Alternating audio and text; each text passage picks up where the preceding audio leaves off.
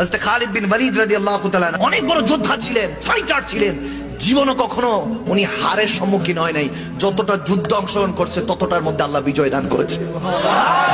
তিনি একদিন যখন রোম সাম্রাজ্যের সাথে ফাইট করছেন, যুদ্ধ করছেন, এমন অবস্থায় দেখতেছেন যে রোম সাম্রাজ্যের সৈন্য সামগ্রী অনেক বেশি, লক্ষ, তেনারটা কম, হাজারের মতো। সবাই বলতেছে খালিদ বিন ওয়ালিদ আজকে তো মনে হয় পরাজয় বরণ করব। তখন তিনি বলতেছে পরাজয় বিজয় দেওয়ার মালিক কে? বাদ দিয়ে উনি খালি টুপি খুঁজতেছে, আমার টুপিটা কই, টুপিটা কই। একজন বলতেছে হযরত আমার টুপি নেন, বলে না তোমার টুপি না, আমার টুপিটা কই। বলে টুপির জন্য যুদ্ধ আপনি থামিয়ে রেখেছেন, এদিকে কাফের সংখ্যা বেশি। দেখেন আমার নবীর প্রেমটা দেখেন, এই নবীর প্রেমটা, উষ্ণতা, এই ভালোবাসার আগুনটা যদি কসম করে বলতেছি হৃদয়ের মধ্যে জ্বালাতে পারেন, আমার নবীর ভালোবাসার কারণে আপনার জীবনটা আসান করে দিবে কে?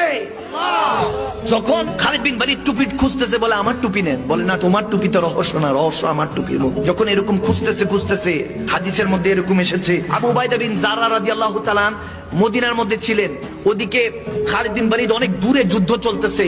আবু উবাইদা বিন জাররা রাদিয়াল্লাহু তাআলা খাবের মধ্যে স্বপ্নে দেখলেন আমার নবী এসেছে, সুবহানাল্লাহ। এসে বলতেছে হে জাররা যা, আমার খালিদ বিন ওয়ালিদ বিপদে পড়েছে, লশকর নিয়ে সৈন্য সামগ্রী গুছিয়ে তার সাথে ফাইট করতে যা, মুসলমানদের বিজয় আল্লাহ দিবে।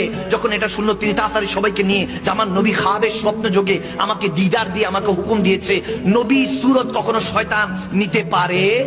পৃথিবীর সমস্ত সুরত শয়তান নকল করতে পারে, কিন্তু দয়াল নবী রাহমাতুল্লিল আলামিনের সুরত আমার আল্লাহ এই ক্ষমতাই শয়তানকে দেয় নাই। এজন্য নবী যদি দেখতে চান তাহলে ঈমানকে তাজা করতে হবে, ঈমানের তলোয়ার ধার দিতে হবে।